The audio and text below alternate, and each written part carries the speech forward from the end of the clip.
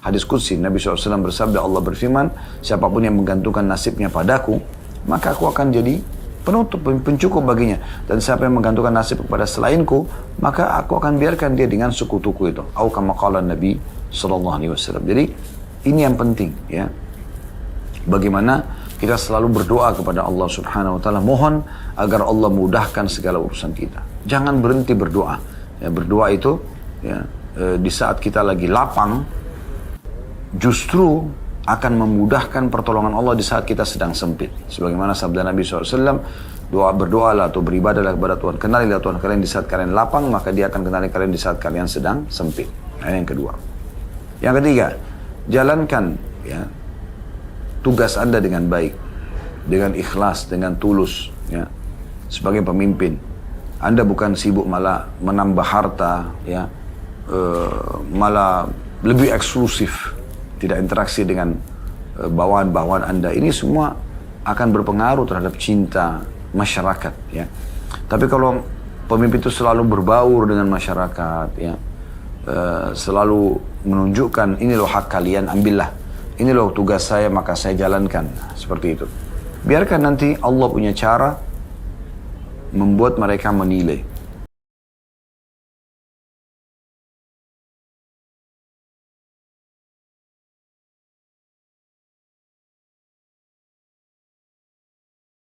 Assalamualaikum warahmatullahi wabarakatuh. Alhamdulillah wassalatu wassalamu ala Rasulillah. Segala puji dan puja kehadirat Allah Subhanahu wa taala, juga salawat dan taslim kepada Nabi besar Muhammad sallallahu alaihi wa ala alihi wa sahbihi wasallam.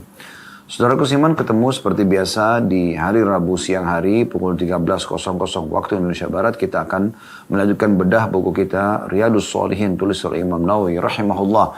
Dan kita masih di bab yang sama, bab ke-79 tentang masalah pemimpin yang adil atau bab pemimpin yang adil. Kita sudah menjelaskan dua firman Allah Subhanahu wa taala pada pertemuan yang lalu, yaitu surah An-Nahl ayat 90, "Innallaha ya'muru bil adli wal ihsan." Sesungguhnya Allah senantiasa menyuruh kalian berlaku adil dan berbuat kebajikan. Juga firman Allah Subhanahu wa taala dalam surah Al-Hujurat ayat 9, wa aqsitu innallaha yuhibbul muqsitin. Dan berlaku adillah, sungguhnya Allah menyukai orang-orang yang berlaku adil. Serta juga kita sudah menjelaskan hadis pertama dalam bab ini, yaitu hadis nomor 664 yang riwayatnya kata Abu Hurairah radhiyallahu anhu dari Nabi SAW, sab'atun yudhilluhumullah fi dhillihi yawma la dhilla illa dhilluh. Ada 7 golongan yang akan Allah naungi di hari kiamat, di mahsyar, di mana tidak ada naungan kecuali naungannya. Yang pertama, imamun adil, pemimpin yang adil. Dan ini jadi saksi bahasan kita. Dan yang kedua, syabun nasha'a fi ibadatillahi ta'ala, seorang anak muda yang tumbuh di atas ketaatan kepada Allah yang Maha Tinggi.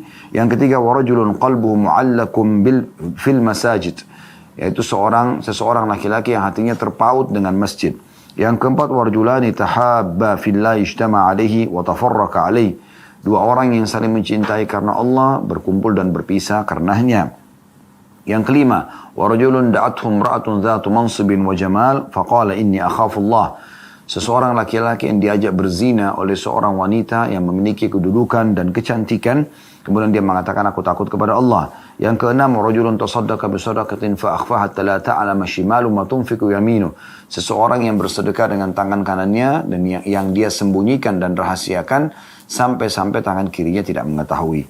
Kemudian yang ketujuh yang terakhir, rajulun dzakarallaha khalian fa fadat ainahu, sesungguhnya atau seseorang laki-laki atau seorang wanita pun masuk di sini yang mengingat Allah sendirian kemudian meneteslah air matanya.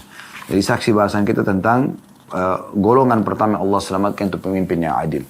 Kembali kami ingatkan teman-teman sekalian, bila seseorang Allah amanahkan menjadi pemimpin dari sesuatu yang paling sederhana dan kecil, misalnya dia menjadi pemimpin di rumah tangganya, sebagai suami pemimpin terhadap istri dan anaknya, sebagai istri pemimpin terhadap anak-anak dan juga harta atau rumah yang ditinggalkan oleh suaminya, pembantu pada harta majikannya misalnya, dan sampai lingkup yang lebih besar daripada itu, mungkin instansi, ya, kepala instansi, kepala divisi di instansi itu jadi pemimpin dan dia menaungi beberapa orang misalnya. Kemudian lebih besar lagi lingkupnya, misalnya masuk ke lembaga pemerintahan, misalnya dari jajaran RT, RW, ya, kemudian masuk ke lurah, camat, kemudian bupati atau wali kota, gubernur, kemudian masuk ke menteri dan akhirnya pemimpin tertinggi negara yaitu presiden ataupun seorang raja, maka semua ini akan menjadi sumber pahala bagi orang yang menjalankan amanahnya dengan benar, atau sumber musibah dan hukuman dari Allah SWT akan datang kepadanya bila dia salah gunakan amanah tersebut. Dan ini sudah kita panjang lebar jelaskan pada pertemuan yang lalu ya. Berapa banyak ya orang yang menjadi pemimpin dan dia menggunakan sebaik mungkin jabatan dia justru untuk maslahat umum ya. Untuk maslahat umum, untuk kebaikan yang merata, semua orang merasakan kebaikannya, kemakmuran ya datang kepada mereka karena kebaikan kebijakan dari seorang pemimpin, akhirnya dia panen pahalanya semua. Bukankah seorang presiden ataupun raja atau mungkin lingkup para menteri, misalnya gubernur, wali kota, bupati misalnya, punya wewenang. Mungkin bahkan lingkup camat dan lurah pun seperti itu, atau RT dan RW pun sama. Mereka misalnya memberikan sebuah keputusan yang dia memang berwenang untuk itu. Misalnya kerjasama gotong royong warga misalnya. Bantuan terhadap orang yang susah atau tanggap bencana yang sedang terjadi misalnya. Lalu kemudian orang-orang pada menjalankan apa yang diinstruksikan. Maka tentu saja dia akan panen pahalanya. Atau sebaliknya dia tidak peduli dengan kondisi orang yang sedang di bawah naungan dia. Dan akhirnya Allah subhanahu wa ta'ala akan menjadikan hisab yang berat bagi dia. Karena semua orang-orang itu akan menuntut keadilan di depan Allah subhanahu wa ta'ala pada hari kiamat. Jadi ini perlu digarisbawahi baik-baik ya. Dan kita akan lengkapkan bahasan kita insyaAllah dengan sisa hadis dalam bab ini. Ada 3 buah hadis 665 sampai 667. Saya langsung bacakan saja hadisnya saudaraku seiman.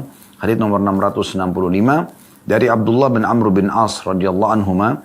Beliau berkata, Rasulullah sallallahu alaihi wasallam bersabda, "Innal muqsitina 'indallahi 'ala manabira min nur, alladziina ya'diluna fi hukmihim wa ahlihim wa ma walau." Hadis ini riwayat Muslim. Artinya, sesungguhnya orang-orang yang berlaku adil di sisi Allah berada di atas mimbar-mimbar yang terbuat dari cahaya, yaitu orang-orang yang berlaku adil dalam keputusan hukum mereka terhadap keluarga-keluarga mereka dan apa-apa yang menjadi tanggung jawab mereka. Hadis ini riwayat Muslim.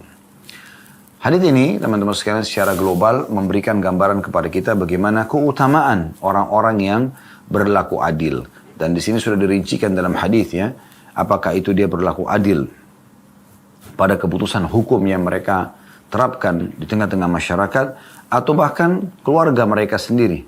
Adil di antara para istri kalau dia poligami, adil di antara anak-anak kalaupun dia punya beberapa orang anak yang Allah amanahkan, atau apa saja menjadi tanggung jawabnya. Misalnya dia kepala divisi tadi, kepala instansi, ya semua itu menjadi tanggung jawab dia, gitu kan? Apa yang merupakan tanggung jawab dia, maka dia di sini wajib untuk memenuhi dan menjalankan kewajiban yang telah terbebankan pada dia. Nah, ini poin penting untuk digarisbawahi. Dan tentu tidak boleh sama sekali dia berkhianat dalam masalah amanah-amanah ini. Misalnya dia mencuri waktu ya, tadinya dia harus masuk dari jam sekian sampai jam sekian tapi dipotong sama dia misalnya. Dan dia harus menurut SOP dia harus mengerjakan pekerjaan selesai pada waktu sekian misalnya, atau pada batas waktu ini, tapi dia tetap mengolorkan misalnya dengan kelalaian dia, atau di jam-jam kerja dia sibuk dengan handphonenya, dengan main game, dengan apa saja kira-kira yang itu mungkin akan membuat dia mencuri waktu, tanda kutip di sini ya. Dan itu akan ada hisab tentunya di sisi Allah subhanahu wa ta'ala. Karena yang akan terus mengawasi dia Tuhannya ya.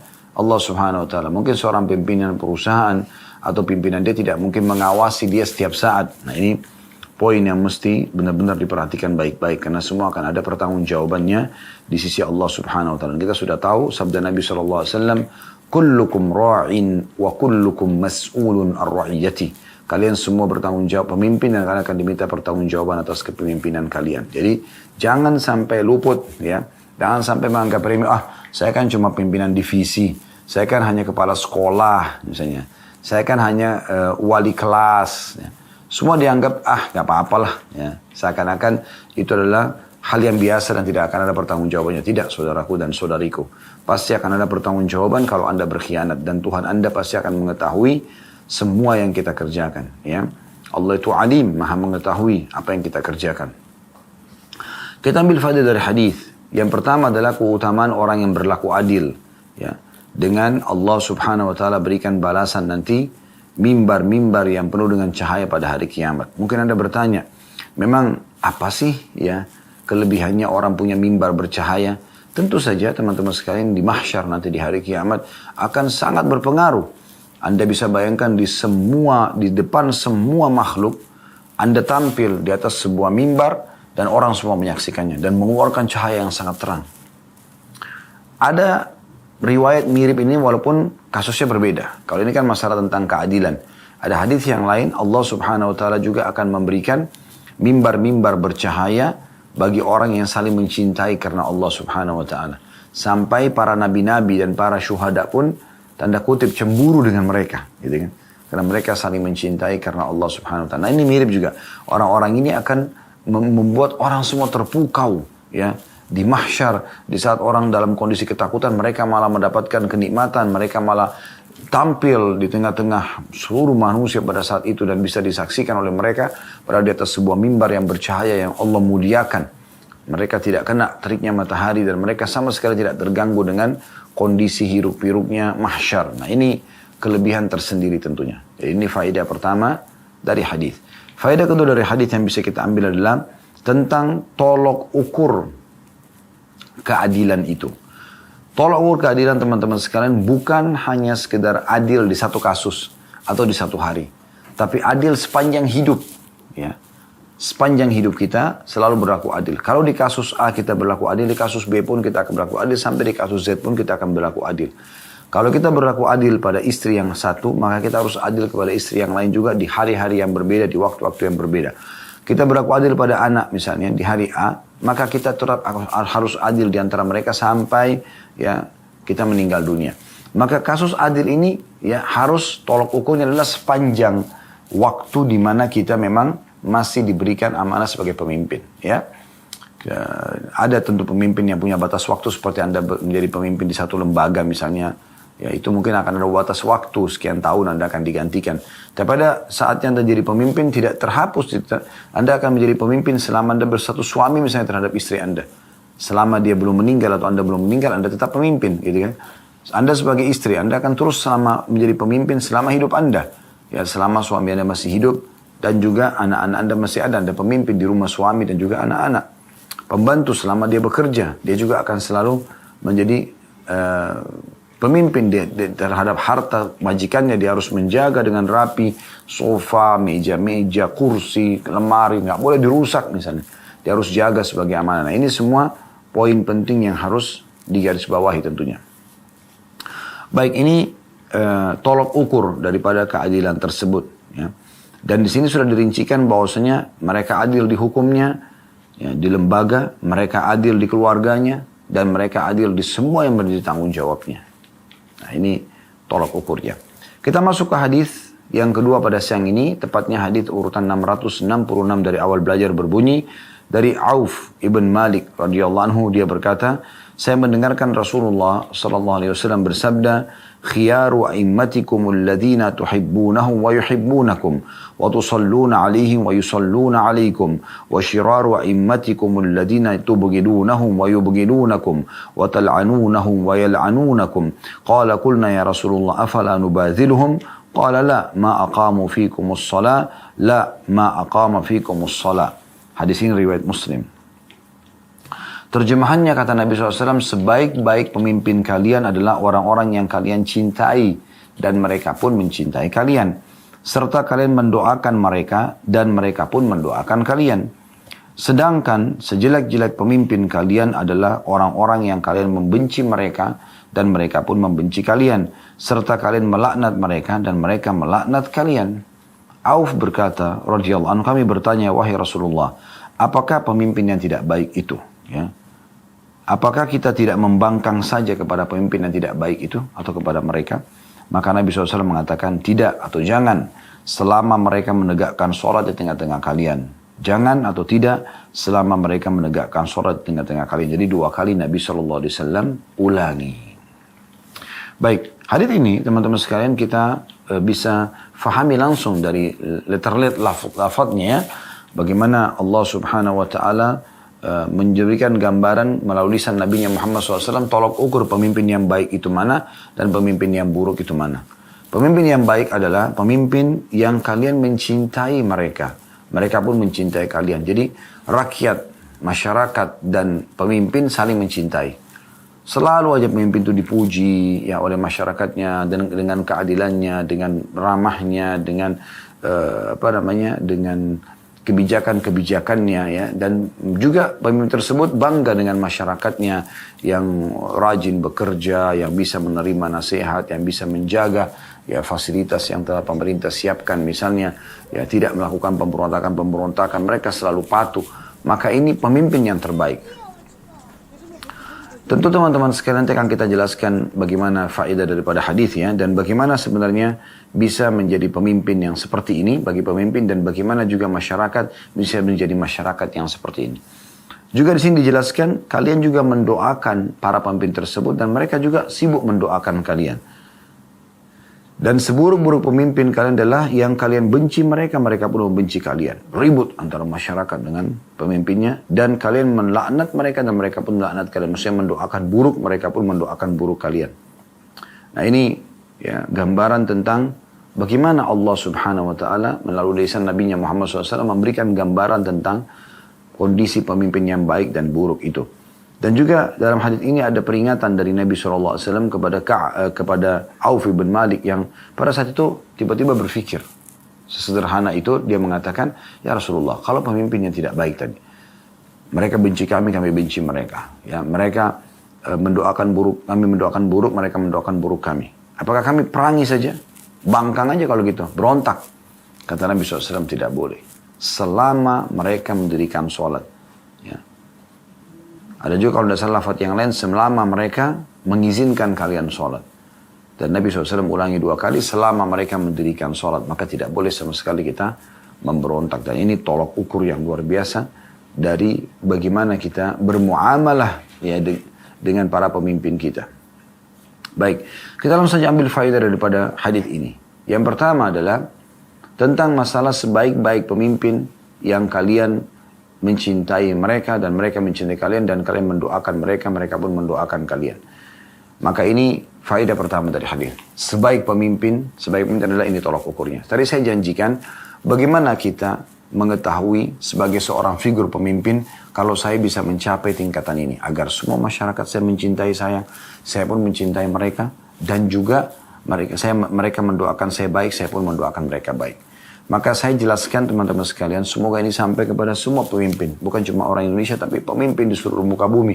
Semoga ini bisa menjadi tolak ukur, karena ini gambaran syariat. Ya, penyampaian dari agama Allah Subhanahu Wa Taala. Maka yang pertama, saudaraku, wahai para pemimpin, Anda memulai dengan diri Anda sendiri dulu. Diri Anda sendiri. Kalau Anda mau dicintai oleh orang, Anda harus mencintai orang lain. Anda mau orang lain berbuat baik pada Anda, mendoakan baik, Anda juga melakukan itu. Ya. Seringnya tampil pemimpin menunjukkan dan membanggakan masyarakatnya, warganya, dia merangkul, ya, dia mendukung orang-orang yang berprestasi, dia merangkul orang-orang yang malah belum berprestasi agar mereka sampai pada prestasi yang diharapkan. Maka ini akan memunculkan rasa cinta, ya, karena yang berprestasi merasa didukung, dinilailah prestasi mereka dengan hadiah-hadiah, dengan pujian, dengan penambahan fasilitas, ya. Kemudian yang bukan dimusuhi, tapi dirangkul, diadakan pelatihan-pelatihan, ya, supaya mereka meningkat skillnya, ya, potensi yang ada dalam diri mereka, sehingga akhirnya mereka pun merasa ada andil pemerintah. Ini akan memunculkan rasa cinta, gitu kan? Ada cinta, ada loyalitas dari pemerintah. Nah ini kalau dari pemimpin, bagaimana memulai dengan diri sendiri. Dia mulai, kemudian insya Allah akan ada respon yang sama. Kita senyum dengan orang, sederhana responnya juga akan senyum. Kita cemberut dengan orang, maka orang pun akan balas dengan cemberut. Walaupun Anda tidak kenal sama dia, apalagi kalau Anda kenal, kan gitu. Nah itu respon sederhananya. Jadi kalau mulai dari diri Anda dulu. Ya, ini yang pertama. Yang kedua, Anda berdoa kepada Allah Subhanahu Wa Taala. Teman-teman, doa ini betul-betul harus dijadikan sebagai sebuah kendaraan istimewa, lux. Yang sayangnya banyak di antara umat Islam hanya menggunakan doa ini di waktu yang dia anggap perlu berdoa. Kayak misalnya penyakit kronis yang sudah bertahun-tahun tidak sembuh-sembuh. Dokter semua sudah angkat tangan. Nah baru dia sholat malam tahajud minta sama Allah solusi. Nah ini keliru. Harusnya Anda berdoa dulu, baru Anda ikhtiar. Baru Anda ikhtiar. Makanya kita sebelum keluar rumah berdoa. Sebelum aktivitas ya, sebelum makan, sebelum minum, sebelum tidur, ya, sebelum masuk kamar mandi, sebelum interaksi biologis dengan pasangan halal, kita disuruh berdoa. Nah, di sini kan berarti kita berdoa dulu. Doa ini dirutinkan. Jadi sebelum Anda berobat ke dokter, berdoa dulu agar Allah SWT jadikan dokter itu, ya, dan resep yang akan atau obat yang akan dia resepkan nanti itu cocok buat Anda dan Anda sembuh. Nah, itu penting sehingga Anda tidak sia-sia ke dokter tersebut. Sebagaimana dalam hadis Bukhari dijelaskan, hadis qudsi Nabi SAW bersabda, Allah berfirman, siapapun yang menggantungkan nasibnya padaku, maka aku akan jadi penutup, pencukup baginya. Dan siapa yang menggantungkan nasib kepada selainku, maka aku akan biarkan dia dengan sekutuku itu. Au kama qala Nabi SAW. Jadi ini yang penting ya. Bagaimana kita selalu berdoa kepada Allah Subhanahu Wa Taala, mohon agar Allah mudahkan segala urusan kita. Jangan berhenti berdoa. Ya, berdoa itu ya, di saat kita lagi lapang, justru akan memudahkan pertolongan Allah di saat kita sedang sempit. Sebagaimana sabda Nabi SAW, berdoalah atau beribadahlah kepada Tuhan. Kenalilah Tuhan kalian di saat kalian lapang, maka dia akan kenali kalian di saat kalian sedang sempit. Nah, ini yang kedua. Yang ketiga, jalankan ya, tugas Anda dengan baik, dengan ikhlas, dengan tulus. Ya. Sebagai pemimpin, Anda bukan sibuk malah menambah harta, ya, malah lebih eksklusif, tidak interaksi dengan bawahan-bawahan Anda. Ini semua akan berpengaruh terhadap cinta masyarakat. Ya. Tapi kalau pemimpin itu selalu berbaur dengan masyarakat, ya, selalu menunjukkan ini loh hak kalian, ambillah. Ini loh tugas saya, maka saya jalankan. Nah, seperti itu. Biarkan nanti Allah punya cara membuat mereka menilai. Jadi jalankan tugas Anda. Berikan hak-hak warga Anda. Maka sesederhana itu insya Allah. Ini otomatis akan, ya juga akan mendatangkan cinta mereka. Gitu kan? Kemudian yang keempat, yang terakhir adalah bagaimana Anda menikmati fasilitas yang sudah disiapkan saja. Tidak berlebihan. Artinya, jangan Anda tadi saya katakan menjadikan ini sebagai ajang menumpuk harta misalnya. Yang mumpung memimpin, maka semua ini harus dimiliki. Ini begitu dan begitu. Ini tidak ada. Ya. Dan Anda harus menjalankan menepati semua janji-janji Anda. Anda sudah janji pada masyarakat apa pada saat kampanye, Anda harus jalankan itu. Sehingga muncul rasa cinta mereka. Dan ini menjadi tolok ukur dalam agama sebaik-baik pemimpin yang kalian ya, mencintai mereka dan mereka mencintai kalian. Ini dari sisi kepemimpinan ya. Nah sekarang kita ke warga. Kalau tadi pemimpinnya bagaimana supaya dicintai oleh masyarakatnya, sekarang kita masyarakat supaya dicintai oleh pemimpinnya. Yang pertama, taat. Sebagai masyarakat taat kepada pemimpin. Ya. Dan Nabi dan Allah SWT sudah mengatakan, ya ayyuhalladzina amanu atii'u Allah wa atii'ur rasul wa ulil amri minkum. Hai orang beriman, taatlah kepada Allah, taat kepada Rasul dan taat kepada para pemimpin kalian. Ini taat. Dan Nabi SAW mengatakan, ya, tolak ukur taat adalah selama bukan maksiat. La ta'ata illa fi ma'ruf, kata Nabi SAW. Tidak ada taat kecuali pada hal yang ma'ruf. Dalam riwayat dan la ta'ata li makhlukin fi ma'siyati khaliq. Tidak ada ketaatan pada makhluk yang berbuat maksiat kepada sang pencipta. Maka ini taat. Taat rambu-rambu lalu lintas, taat peraturan-peraturan yang ada, ya, sehingga tidak bermasalah dengan pemerintahnya. Pemerintah juga tahu sudah menerapkan sebuah peraturan-peraturan, apalagi untuk maslahat umum, enggak dilanggar, gitu kan? Bukan sengaja cari masalah ini, ya. Ini yang pertama. Yang kedua, ya, Anda selalu mendoakan juga, mendoakan hal-hal yang baik kepada para pemimpin, supaya responnya juga pemimpin akan mendoakan. Ya Allah berikanlah hidayah pemimpin kami. Ya Allah mudahkanlah dia untuk memberikan, memakmurkan negara. Ya Allah mudahkanlah dia untuk menjadi seorang sosok mukmin atau pemimpin mukmin yang taat kepadamu dan juga menjalankan tugasnya dengan baik. Kita berdoa. Di Masjidil Haram dan Masjid Nabawi Madinah, bahkan hampir seluruh masjid Saudi, ya di Saudi yang kami ketahui itu selalu mendoakan kebaikan buat pemimpinnya. Gitu. Nggak ada orang yang sempurna. Kalau Anda hanya tahu melihat kekurangan pemimpin di mata Anda, tanda kutip ya, karena belum tentu itu jelek atau kurang di mata orang lain atau di mata pemimpin itu sendiri. Tapi ditolak ukur Anda ini kurang nih pemimpinnya. Retorika bicaranya kurang misalnya, orangnya belum pernah saya ketemuin, apalah segala macam alasan, maka ini tidak bisa jadi tolok ukur. Bisa jadi tolok ukur. Keliru kalau yang jadi tolok ukurnya, ya. Ini harus difahami baik-baik. Mohon maaf. Jadi Anda doakan para pemimpin tersebut kebaikan, ya. Dan insya Allah, bila Allah kabulkan doa Anda, semua keputusan yang akan diambil setelah dia jadi baik, Anda akan panen pahalanya. Nah ini, ya, langkah yang kedua agar Anda dicintai oleh para pemimpin tersebut. Ya. Yang ketiga, tidak menghina para pemimpin, tidak mencari-cari kesalahan mereka. Ini penting sekali. Kata Nabi SAW, man ahana amirahu ahanahu Allah. Dalam hadis riwayat Ahmad, siapa yang menghina pemimpinnya, maka Allah akan hinakan dia. Dan tidak boleh kita hina-hina pemimpin, hina fisiknya, hina kulitnya, dibuatlah karikaturnya, dihina-hina. Kenapa harus menghina pemimpin? Siapa Anda untuk hina pemimpin Anda? Allah Subhanahu wa Ta'ala menjadikan, ya, dia sebagai pemimpin Anda. Dan yang kami ketahui adalah tolok ukurnya pemimpin itu adalah dari masyarakatnya. Nah ini yang poin keempat yang terakhir juga kan tadi pemimpin 4, ini juga masyarakatnya 4. Nah adalah Anda harus tahu. Jadikan bahan introspeksi diri. Kalau pemimpin yang memimpin Anda zalim, berarti di tengah-tengah masyarakat banyak kezaliman. Kalau yang memimpin Anda adalah orang yang adil, orang yang baik, maka tengah-tengah masyarakat baik, itu tolak ukurnya. Makanya kita mulai perbaikin dari diri kita sebagai masyarakat, Allah akan datangkan pemimpin yang ideal. Ya. Gak bisa datang pemimpin yang ideal dari tengah-tengah masyarakat yang memang bobrok dasarnya. Gak mungkin. Nah ini tolak ukurnya. Ya. Jadi ini faedah yang pertama dari hadis, sebaik-baik pemimpin. Ya.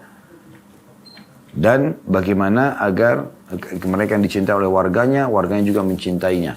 Nah, kita sudah jelaskan bagaimana dengan 4 poin pemimpin itu dicintai oleh masyarakatnya dan didoakan kebaikan. Begitu juga ya masyarakat bagaimana supaya dicintai oleh pemimpinnya dan akhirnya terjadilah ya sinkronisasi di sini antara cinta pemimpin pada masyarakat pada pemimpinnya. Faedah kedua dari hadis, ya pentingnya setiap orang berdoa kebaikan. Doakan kebaikan, selalu itu. Tolok ukur itu lisan kita selalu mengucapkan kebaikan, ya. Jangankan teman-teman sekalian di depan kita tuh orang baik. Dia selalu berbuat kalau kita mengatakan ya Allah berkahilah, tambahkanlah perbuatan baiknya. Orang buruk saja dianjurkan doakan kebaikan. Ada sebuah kisah dinukil oleh Ibnu Katsir rahimahullah. Dan ini kisah tentang sikap Umar bin Khattab radhiyallahu anhu terhadap seorang warganya. Ya. Warga ini kebetulan datang dari negeri Syam dan orangnya sangat kuat, kekar, secara fisik sempurna gitu. Datang kepada Umar bin Khattab lalu ngobrol gitu kan. Nah pada saat sudah ngobrol gitu kan, tak lama kemudian orang itu hilang. Nah Umar bin Khattab ini salah satu ciri khasnya, beliau suka sekali kalau ada orang yang datang di majelisnya menceritakan tentang pengalamannya, sehingga banyak hal-hal baru yang didapatkan gitu kan. Dan juga beliau jadi tahu ada masalah apa yang sedang terjadi di masyarakat, sehingga beliau ya jadikan itu sebagai sebuah poin yang harus diperbaiki oleh pemerintah. Ya, seperti itulah supaya tidak lagi terjadi gemuruh di tengah-tengah masyarakat. Nah kebetulan orang ini hilang. Lama nggak ada. Umar bin Khattab tanya, mana orang yang biasa datang itu si fulan? Maka orang-orang di sekitarnya Umar mengatakan, dia sudah jauh ya wahai Amir Mukminin, dia sudah mabuk-mabukan, sudah terjerumus dalam dosa. Coba Anda bayangkan ya, posisi Umar bin Khattab, beliau orang yang sangat tegas dengan agama Allah, sangat kuat secara keimanan, dan pada saat itu menjadi raja yang paling disegani. Beliau dengar ada satu warganya yang pernah datang kepada dia lalu berbuat dosa. Apa yang terjadi?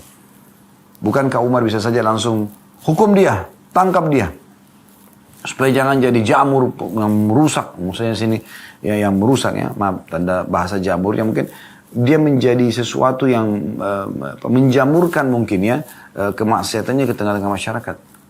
Hukum saja misalnya, tidak seperti itu keputusannya. Umar bin Khattab mengatakan, datangkan sekretaris penulisnya, tulislah dari Umar bin Khattab kepada fulan, disebutkan nama orang itu. Sesungguhnya lalu beliau membacakan ayat-ayat pertama dalam surah Ghafir ya. yang artinya Allah Maha Pengampun ya. Maka ditulislah 5 buah ayat dalam surah Ghafir ya. Kalau Anda mau lihat, Anda bisa lihat itu ya di ayat Al-Quran supaya lebih jelas. Hamim, dari ayat satunya, Tanzilul kitabi minallahil azizil alim. Hamim, diturunkannya kitab Al-Quran dari Allah yang Maha Perkasa lagi Maha Mengetahui.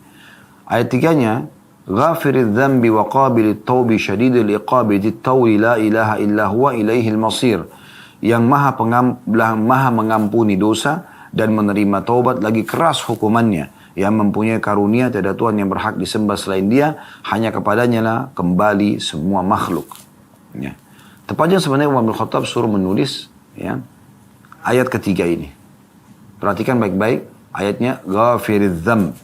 Allah itu Maha Pengampun dosa. Jadi seakan-akan Umar mewasiatkan kepada orang tersebut, saya tahu ini kau buat dosa, tapi Allah itu Maha Pengampun. Maksudnya seakan-akan mengajak ayat taubat gitu kan. Wa qabilit taubi, dia akan menerima taubat hamba-hambanya. Syadidil iqabi, dan dia sangat keras siksanya bagi orang yang justru tidak mau taubat ya, terus dalam dosanya. Zid tauli ya, yang mempunyai karunia. Artinya dia kalau kamu bertobat, kamu akan diberikan rezeki ya. La ilaha illahu, tidak ada Tuhan yang berhak disembah kecuali Dia, ilaihil masir. Kepadanya lah ya semua makhluk akan dikembalikan. Waktu surat itu sampai kepada orang yang tadi ya bermaksiat kepada Allah Subhanahu wa taala itu, lalu mengatakan ya, telah sampai kepadaku peringatan Tuhanku, Dia mengingatkanku agar aku bertobat melalui Umar, dan kemudian juga mengingatkanku akan menghukumku. Lalu kemudian dia menjadi baik orang tersebut. Dia taubat nasuha, dia menjadi baik. Waktu sampai kepada Umar radhiyallahu anhu informasi tersebut, maka beliau mengatakan, beginilah kalian harus melakukannya. Jadi, bagaimana teman-teman sekalian di saat kita melihat ada seseorang melakukan pelanggaran, daripada kita mendoakan keburukan, semoga Allah binasakan, semoga Allah matikan, semoga Allah hukum, ya, maka kita doakan kebaikan. Doakan kebaikan kepada dia. Ajak dia bertaubat, karena mereka butuh untuk ya diajak bertaubat. Kalau Anda tidak terjerumus dalam dosa tersebut, Allah selamatkan Anda. Tapi Anda juga dianjurkan menyelamatkan orang lain.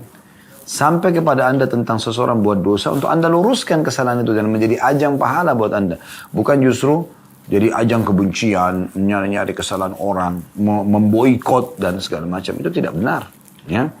Nah ini poin luar biasa pentingnya. Jadi faedah dari hadis adalah bagaimana mendoakan kebaikan. Ucapkan yang baik-baik. Ajak orang untuk taubat. Jadi kalau pemimpin dalam kondisi salah, bukan dihina-hina di pinggir jalan, di medsos. Kata Nabi SAW, siapa yang melihat sesuatu yang tidak dia suka dari pemimpinnya, maka dia datanglah, berbicara, 4 mata misalnya. Kemudian membahasakan baik-baik. Kalau sudah sampai, dia sudah sampaikan, diterima. Alhamdulillah itu target. Dia tidak diterima, dia sudah lepas tanggung jawab depan Allah hari kiamat. Mungkin Anda mengatakan, bagaimana caranya Ustaz saya sampaikan bahasa saya? Baik, kalau Anda yakin Anda tidak bisa sampai, Anda diam saja. Ya, tidak usah ikut campur. Nanti biar yang memang punya wewenang yang akan menyampaikan. Ya. Yang bisa sampai, Anda tinggal berdoa kepada Allah SWT, semoga Allah berikan hidayah, itu sudah cukup. Itu yang dimaksud dengan doa. Sama dengan Anda menghadapi istri yang memiliki sifat-sifat yang kurang baik, doakan. Suami, doakan. Anak-anak, doakan. Kebaikan semua. Mertua, orang tua, teman, atasan, bawahan, tetangga, semua doakan kebaikan. Ya Allah berikan hidayah, ya Allah perbaiki, ya Allah begini. Ya. Lalu kemudian ajak dia untuk menyadari kesalahannya dengan ajak bertaubat kepada Allah SWT. Siapa tahu? Kita tidak pernah tahu, subhanallah, dari sisi mana penyampaian kita yang Allah jadikan itu sebab tersentuhnya dia secara keimanan sehingga dia taubat. Nah ini penting. Ya. Faedah ketiga dari hadis adalah tentang tolok ukur daripada buruknya seorang pemimpin. Tadi kan poin pertama tolok ukur baiknya seorang pemimpin ya. Sekarang buruknya seorang pemimpin, yaitu yang kalian benci dan mereka juga membenci kalian. Kalian melaknat, mereka juga melaknat kalian. Nah ini tolok ukurnya. Berarti buruk sekali pemimpin kalau dia benci masyarakatnya. Akhirnya masyarakat juga membenci mereka. Gitu kan. Selalu ada kebijakan-kebijakan yang memojokkan masyarakat, mengambil hak mereka, menahan hak mereka, ya, membebankan di atas daripada kewajiban mereka misalnya. Nah ini mengurangi fasilitas, ya, dan segala macam ini akan membuat masyarakat membenci. 5 tahun dia menjabat tidak terlihat perubahan apapun yang dia bisa berikan untuk masyarakatnya. Padahal 5 tahun luar biasa.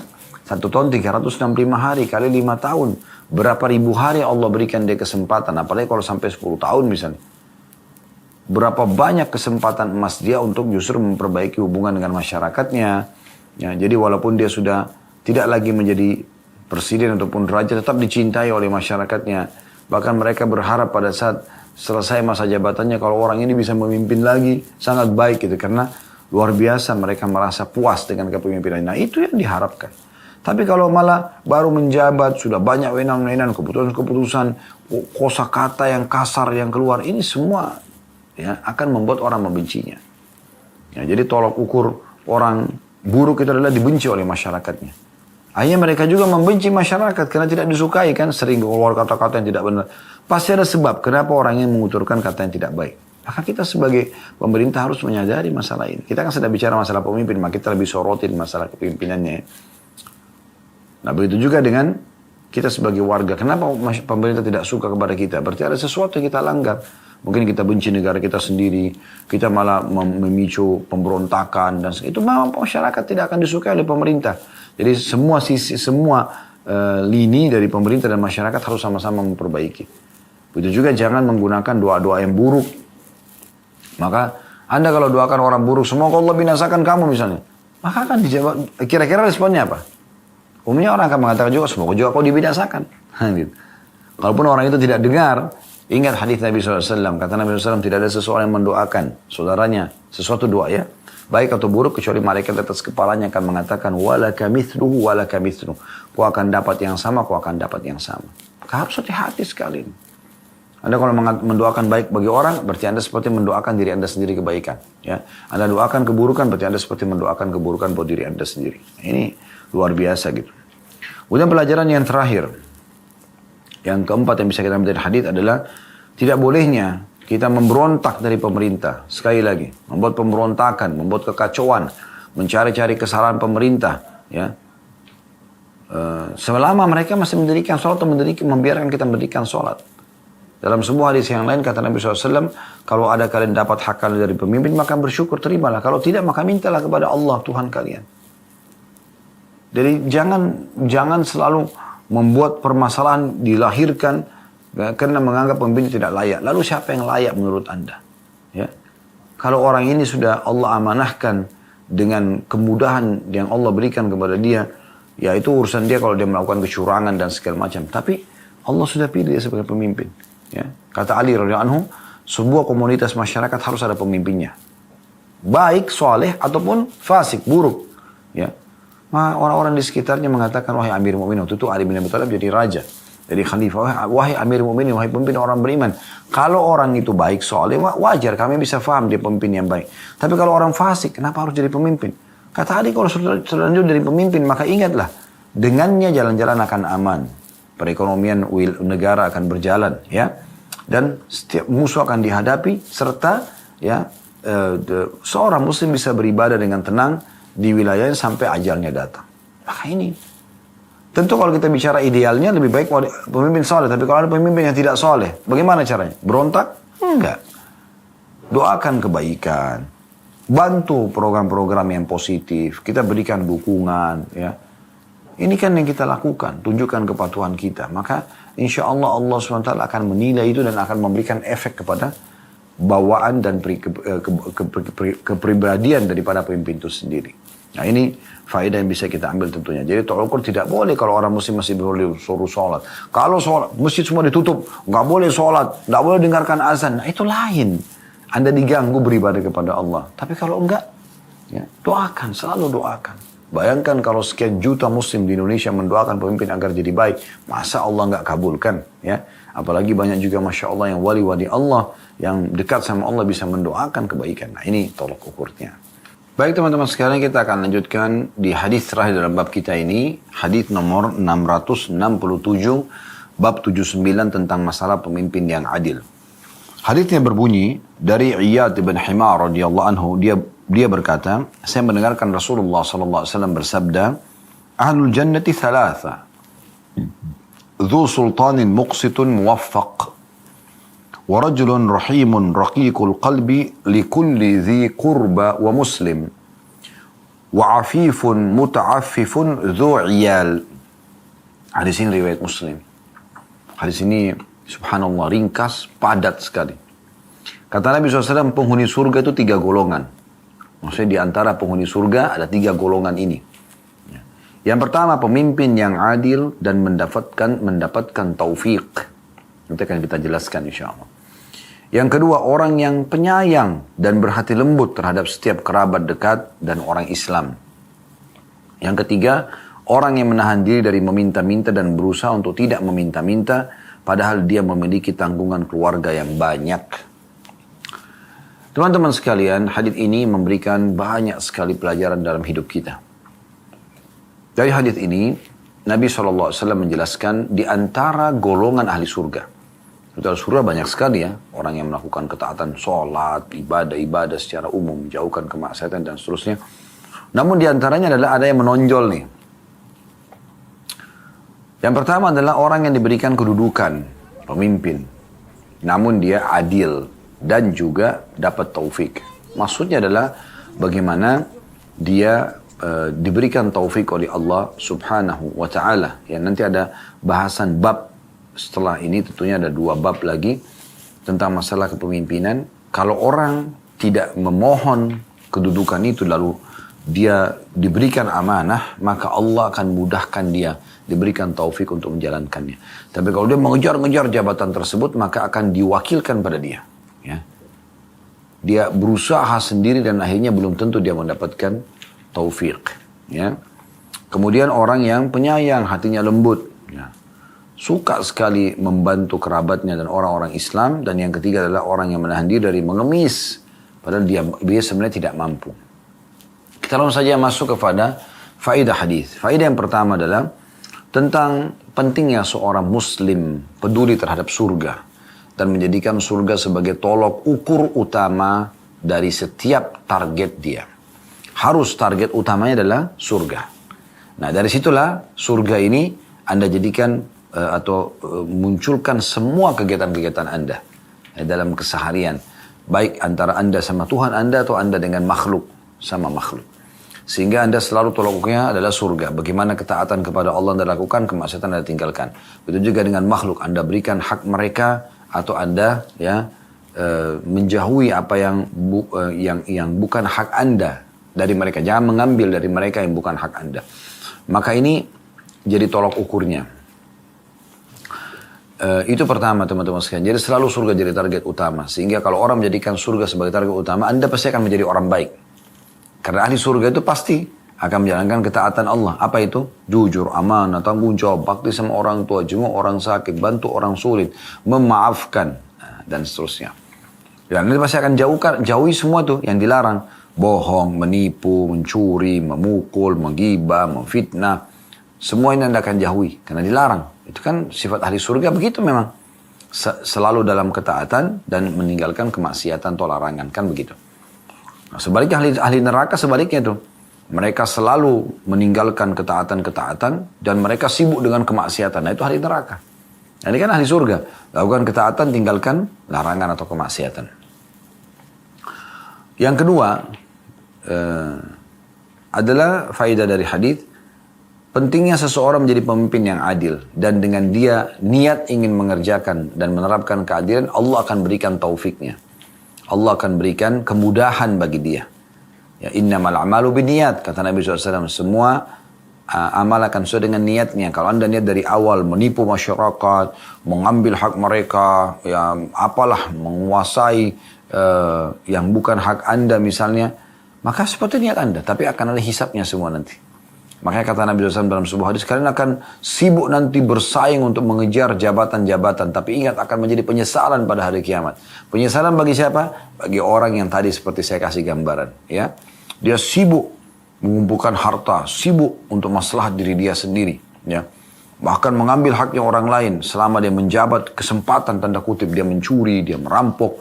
Ya, walaupun dengan cara yang halus misalnya. Maka ini akan menjadi penyesalan semua pada hari kiamat. Dan kalau niat dia begitu, dia akan sesuai dengan niatnya. Tapi kalau dia niat adil, dia niat ingin supaya meraih pahala yang banyak melimpah dari kepemimpinannya, kepemimpinannya, atau misalnya dia niat untuk bisa meraih hati masyarakatnya supaya dia pun bisa dicintai dan mereka mencintai, itu semua sesuai dengan niatnya. Ya, Allah SWT akan berikan sesuai dengan niatnya. Oleh karena itu, taufik akan datang dari Allah SWT. Allah akan berikan kemudahan di saat memang dia niat untuk berlaku adil. Nah, itu poinnya. Faedah ketiga dari hadis adalah tentang golongan kedua ahli surga, yaitu orang yang penyayang dan hatinya lembut kepada kerabat dan juga umumnya kaum muslimin. Nah, ini luar biasa ini ya. Banyak orang subhanallah begitu Allah bukain pintu rezeki, kedudukan, jabatan, malah makin sombong. Kerabat nggak mau dilihat, kerabat nggak mau dibantu. Padahal dia punya kemampuan. Kenapa Anda nggak bantu? Bukankah Nabi SAW berkata kepada Bilal radhiyallahu anhu, "Hai Bilal, sedekah dan jangan pernah takut atau khawatir dari balasan Allah pemilik arsy yang agung, Allah yang maha penyayang." Ya. Allah melihat amal-amal kita, Allah melihat sedekah kita, dan dia akan menilai itu. Tidak usah khawatir. Ya. Ada pesan penting dari kekayaan-kekayaan ditinggalkan oleh para sahabat ridwanullah alaihim. Mereka pada saat hidup kaya raya, mereka pada saat meninggal pun meninggalkan warisan yang sangat banyak. Ya. Anda kalau baca tentang kisah Abu Bakar, Utsman bin Affan, Abdurrahman bin Auf, Sa'ad bin Ubadah, Talha bin Ubaidillah, dan seterusnya. Banyak sahabat-sahabat yang lain. Itu bukan karena mereka menabung semasa hidupnya, bukan. Justru karena rutinnya bersedekah. Sehingga rezekinya di dunia selalu bertambah, dia bisa nikmatin. Balas juga pada saat meninggalkan warisan yang banyak. Itu bukan karena tabungan, justru karena sedekahnya. Nah, ini poin penting sekali untuk digarisbawahi. Ya. Jadi kalau ada orang yang selalu penyayang, selalu berhati lembut terhadap setiap kerabatnya, selalu mengasihi mereka, membantu mereka, perhatian kepada mereka, maka ini luar biasa nih, ahli surga. Plus lagi semua muslim. Jangan setiap ada orang minta, ini minta lagi nih. Langsung sangka buruk. Senyum akhi dan ukhti. Mulai sekarang coba ubah metode. Anda lewat sebuah tempat ada orang sering mengemis. Kasih. Walaupun rutin. Kadang-kadang disapa kita sebuah muka. Padahal sebenarnya ini kebaikan. Allah subhanahu wa ta'ala sedang mengutus orang ini agar Anda bisa peluang punya catatan di buku amal Anda di waktu itu. Agar tercatat sebagai amal saleh. Mungkin itu adalah amal yang terakhir. Mungkin berapa langkah Anda meninggal dunia, Allahu a'lam, gitu kan? Kenapa harus marah dengan orang yang meminta? Tidak usah marah.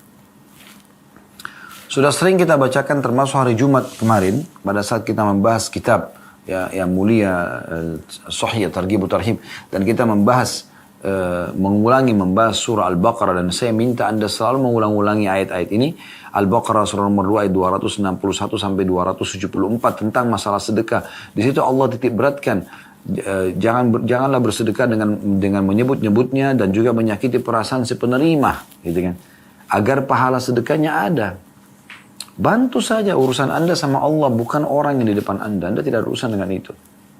Ya. Maka ahli surga yang kedua ini luar biasa. Ini faedah kita dari hadis adalah orang yang lembut hatinya, suka berbagi, tidak tega melihat orang itu terzalimi, tertindas, menghadapi kekurangan dalam kebutuhan kehidupannya. Dia selalu sibuk memenuhi kebutuhan mereka semampunya. Golongan ketiga dari ahli surga dan penutupan hadis, dan ini adalah faedah keempat dari hadis, adalah orang-orang yang tidak mengemis, tidak meminta-minta, ya, dan berusaha untuk tidak meminta-minta walaupun sebenarnya dia butuh, sementara dia punya naungan banyak. Nah, orang-orang seperti ini orang yang paling pantas Anda bantu, ya. Mungkin Anda kalau lihat dia seakan-akan dia ini orang mampu, padahal sebenarnya Anda bisa tahu, ya, dari kehidupan dia, dari tanggungan dia, keluarganya, anak-anaknya, Anda bisa bantu, ya. Nah, orang-orang seperti ini orang ahli surga justru. Dia tidak buka pintu mengemis, tapi dia muliakan dirinya walaupun pas-pasan dia hidup, dia berusaha bekerja. Nah, orang-orang seperti ini perlu Anda cari dan Anda jadikan sebagai kantong pahala Anda. Berapa banyak dai, subhanallah, ustadz-ustadz yang mereka hidupnya susah. Tapi uniknya hidup di tengah-tengah masyarakat dan sekitarnya banyak orang kaya tidak membantu. Kenapa tidak membantu mereka? Oh, ustadznya sudah punya motor. Baik, dia juga punya kebutuhan yang lain. Mungkin Anda bisa ambil alih listriknya, Anda bisa ambil alih berasnya, Anda bisa ambil alih berikan beasiswa kepada anaknya, Anda bantu pembiayaan rumah sakit bersalin istrinya misalnya. Kan banyak bisa celah yang Anda bisa masuk di situ. Tapi ini tidak. Ya. Yang penting ketemu saja, oh iya, assalamualaikum, kenal, selesai. Mana andil Anda kepada dalam kehidupan mereka? Ya, gitu. Padahal mungkin satu orang dai bisa menasihati 1000 orang untuk bersabar, orang miskin. Bisa motivasi 1000 orang mujahid. Bisa memotivasi 1000 saudagar ataupun pebisnis, ya, pengusaha untuk bersedekah. Bisa menasihati sekian puluh pemimpin negara sehingga mereka jadi baik dan mereka jadi adil. Kenapa kita tidak punya andil dalam kehidupan mereka? Ya. Sayang sekali, saya banyak mendapatkan informasi ustadz-ustadz hidupnya susah. Jadi, padahal mereka ini dai-dai di jalan Allah. Bahkan kadang-kadang datang ceramah pun tidak diberikan transportasi atau diberikan sesuatu yang tidak cukup sebenarnya untuk transport dia. Kenapa kita perhitungan dengan orang-orang di jalan Allah seperti ini? Para penghafal Al-Quran, ya, para mu'allaf, ya, para guru-guru di pesantren, pengajar, di TPA-TPA, banyak sekali kan gitu. Kantong-kantong ini mereka selalu guru ngaji, kesannya kayak orang yang susah. Kenapa kita nggak muliakan mereka? Kenapa kita kalau beli barang, tas, baju yang bermerek, kita nggak perhitungan? Kenapa kita pada saat membayar guru ngaji anak kita perhitungan? Ini contohnya gitu kan. Dan kita tarik kepada banyak yang lainnya. Mungkin mereka tidak akan mengemis karena mereka punya kemuliaan jiwa, tapi mereka justru yang paling berhak Anda bantu. Allahu a'lam. Ini bahasan kita teman-teman sekalian dan kita akan coba kembangkan dengan pertanyaan insyaAllah.